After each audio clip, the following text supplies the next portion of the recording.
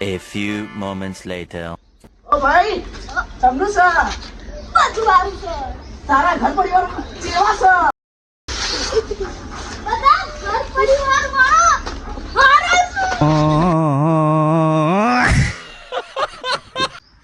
જો મિત્રો ને જીવનમાં સફળ થવું હોય ને તો ખોટા લોકોનો સંગ છોડી જ દેવાનો. અને બીજી વાત જો